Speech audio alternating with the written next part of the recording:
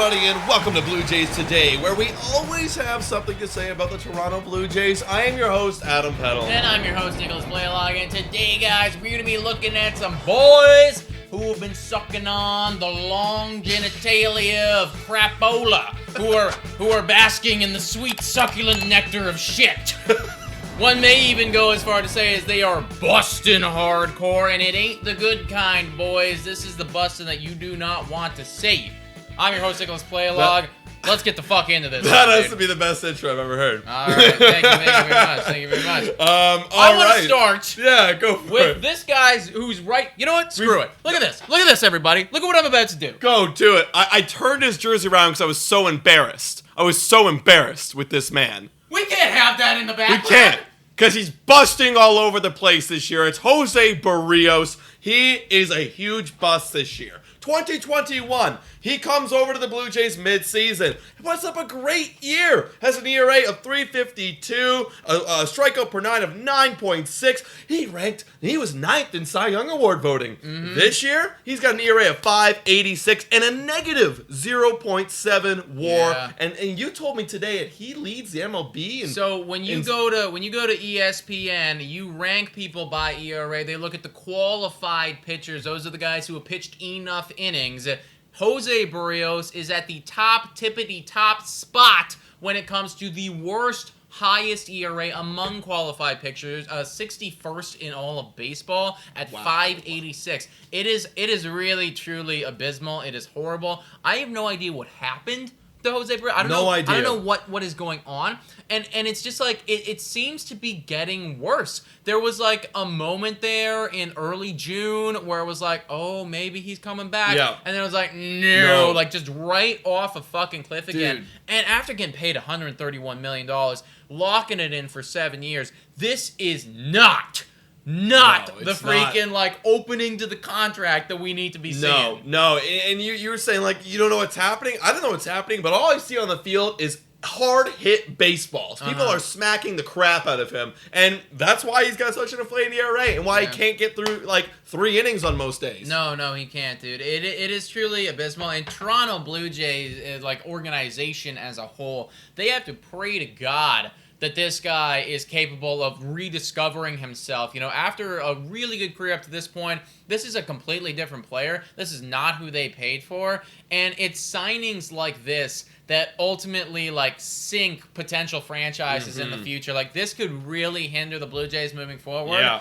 And that's why it is one of the biggest busts so far this year. I agree. And speaking of a contract that could end up sinking a franchise, granted, it's still very early in their development. Talking about Javier Baez being another huge bust this year. They brought this guy over to be the shortstop, to be the man that they can bring up these young guys and build around, and he has not been good. Last year, he had a pretty good year, right? Ever since that, like, Cubs era, he's been kind of going downhill in terms of the OPS, but still puts up a good year last year with an 8.13. Like, it was solid. It was solid. It was like, you are a good MLB player. And considering, too, he is, how old is he? Like 28, 29, something like that. Not super duper old, right? I understand why they gave him the money that he did, $140 million for 6 years. I get it. But it's just like there were red flags there. Were red flags. Leading the whole league in strikeouts? Leading the whole league in strikeouts. Even in last year when he was very good, those are some red flags. And it's not where I would have wanted to go with my money because the floor is what you're getting right now, man. It's just like freaking 217 batting average, atrocious OPS of 632, like no power, no anything, and he still has a crap load of strikeouts to go along with it. And when we went into Detroit, into Comerica Park, and we were hearing the boos from the Detroit Tiger fans after he'd strike out on like 3 pitches, like swinging on balls in the dirt, the boos were raining down. He's a bust and a half. It is a massive bust over there, and like Detroit, I had them listed as like a super underrated, like come up team, you know, but this was one of the guys who needed to be a rock for you, and you're not getting that so far. No. So Baez, you gotta figure it out. He's fucking basking in that nectar, bro. All right, another dude on this list, Yasmani Grandal. Oh, dude, this is just a shocking one. I really don't understand it at all, guys. Looking back at this guy's career, he was on Hall of Fame trajectory, some might argue, you know. I mean, he still might even get in. I don't know. We can talk about that in the later podcast, but like basically a decade of just like absolutely dominance. The worst OPS plus that he ever put up ever was 101. So he's never been a below average hitter in the MLB ever until this season, when it literally sank like a goddamn stone. OPS plus of 55. That is incredible. His actual OPS is 531, and he's an on-base machine. Yeah. Like, last year, he was on base 420, 42% of the time. That's exceptional, yeah. This year, 294. It is dropping. That's like the bread and butter. And he's got power. Not this year. Slugging, this is disgusting. 237. Last year, dude, his slugging is like a bad batting average. it's horrible. And last year was 520. Like, that is actually ass. Yeah. Like, what do you do? And he's injured right now. Oh my god, wait, I got more here. This is also really bad. So his expected WOBA was in the 97th percentile. This year, 17th. Expected batting average, 60th. This year, 6th. Expected slugging, 85th. This year, 10th. Yeah. Like, this is such a drop-off. He doesn't fell have off a cliff. He literally has no numbers that back him up at all. None. You know, like at least if his expected stuff was decent, we could say, okay, you're getting unlucky. But like, you're just not. You're just like really bad at baseball, and it makes no sense at all. Because you're not at a place, you're not at an age where I think anybody expected massive regression. You're supposed to be on a good team. You've put up numbers, all-star numbers. Like, you've been an all-star multiple times. Like, I don't understand why you're so bad at baseball, dude. He's just, like, straight up, like, wanking off all over the field and busting all over the place. I'm really upset because I also drafted you in fantasy. Granted, another player dropped Real Muto and I picked him up, so it's okay. I noticed that. You noticed that? That was ridiculous. Really dumb. Talk about Thank that you. later, yeah. But Grandal, like, figure it the hell out, dude. I don't know what's going on with you. Another dude on this list, former Toronto Blue Jay, busting all over the place, Marcus Semien. Ouch. Big, and this big is, again, bust. you want to talk about a like a massive literal franchise ending potential thing right here. $175 million. I think that's the most money on this list. It is 1,000% the most money on this list. Yeah, like incredible Mets contract. And I remember when he got signed to that contract, I was like, ooh. Yep. I think a lot of people went, ooh. I was like, okay, like, I really hope you continue doing what you did, because I saw the red flags, and I understand. I want you to get your money, like, well-deserved, but, like, still. Yeah. And this was the floor, guys. This is the floor. In fact, no, floor. actually, I take that back. I didn't even think the floor was this low. No, I didn't think the floor was this low. This was definitely the floor. You know, granted, he is doing a little bit better in June, so maybe this is like a late surgence. We've seen this with Marcus Semien last year at the Blue Jays. In May, he came up. Maybe as he gets older, it just takes him a lot longer to get turned on. But by the end of his deal, it's going to be like the last week of September. It's like, oh, guys, I'm here. Now we're figuring it out. Either way, it's bad. 635 OPS this dude has, 7 home runs. I think he went on a stretch of like it was like 150 ABs or something like that without a single home run to start the year. Like, where did his power go? Gone. Considering he had 45 of them last year. And we were in MVP conversations. These numbers, everything he's done on the field so far, is nowhere even remotely close to being MVP numbers. And getting paid $175 million. Be an MVP candidate? Oof. That is why you don't go out and sign freaking 32-year-olds off of, you know, like massive deals when they've had like 1 or 2 years of like eliteness.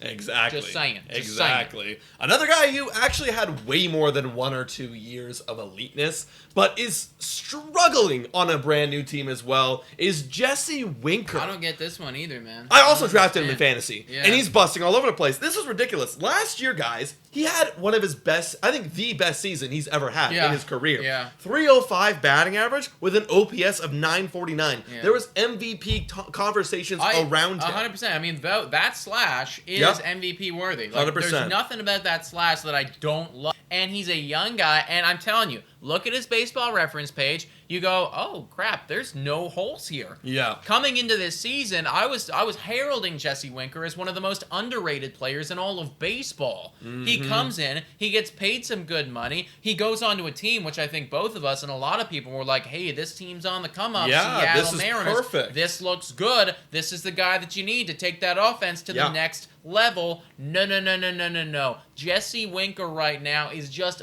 barely actually, he's not hitting for an OPS of 700. No, he hasn't even got there yet. 698 OPS, and The one positive I will say about Jesse Winker, which I found really weird, his on base isn't struggling too bad. It's 353. That's actually really good. Yeah, it's really good. And he leads the AL in walks. So I wonder what's happening here. Maybe he's just not getting pitches to hit, and then he's like expanding the zone when he wants it. He's like, all right, come on, like come after me. And they're just not. I don't know. Maybe he needs more protection. Yeah. I'm not sure. I don't know either, man. Like, it obviously doesn't help when he's getting like pushed in the face by Anthony Rendon and everything like that. But gonna be suspended. Yeah, like this is not an ideal like breakout or year on Seattle for Jesse Winker. Like this is definitely a bust so far, and it's too bad because I really like the kid. I want him to do well. He's got to pick up his socks though. Yeah, absolutely. Last dude on this list. Didn't expect this one. No. It's Trevor Rogers. Now, if you don't know who Trevor Rogers is, I understand. His name doesn't get thrown around too much.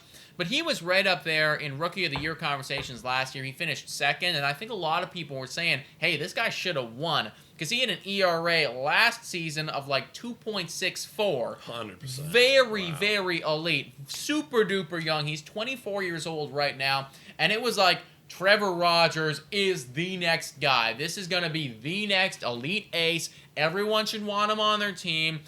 Trade every, like you have prospects. You give up everything to acquire Trevor Rogers. Right now, dude, this is an abysmal fall off. I think this has got to be, you can make an argument this could be worse than Jose Berrios, just based on last year's performance. Right. He also has an ERA of 5.86, folks. And the whip is 1.635. It was the whip for me, yeah. That is disgusting. That is literally disgusting. Out, like you don't belong in the league. No. Like you cannot be I think a that's major league worse pitcher. than Yusei Kikuchi. It is worse. It is worse. That's than Kikuchi, horrible. yeah. And you got to wonder, a former first rounder, 13th overall, with a season he did last year, you think, oh, here's the takeoff.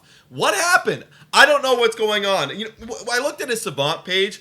All of his expected numbers are incredibly down. The one thing is, though, apparently people aren't hitting him as hard this year. They're actually hitting him less hard. His hard hit rate is way down. So it's kind of weird that he's actually getting weaker contact, but more damage against him. So I don't know what's going on. I have no idea either, dude. Like it almost feels to me that this should be a guy. Like if you're a manager, you should be calling these guys and being like, "Hey, can we buy a low on Trevor Rogers?" Because like you feel like this can't be It's just like we saw you. Like we saw you do it. We know that you can. It's like I don't want to believe that this is who you are as a player. I don't understand why he's busting so hard right now. Either. But he definitely is. Me either. I feel like out of all these guys on this list, he's the youngest, and he's the one that he should break. I feel out like of he this. has to. He has to. He has to, man. Yeah. Anyways, guys, that's our list of players that are busting all over the place. Comment down below what you thought about this list. Do you happen to be a fan base of any of these teams that have these players? Will they figure it out? And who's the biggest bust on your team that you support? We would love to know. And guys, make sure to like, comment, subscribe, and $3 a month to become a Patreon. Shout out and thank you to all of our patrons. Guys, hit us up and come on to our Wine on Wine every Friday. Thank you so much for watching. And go Jays, go!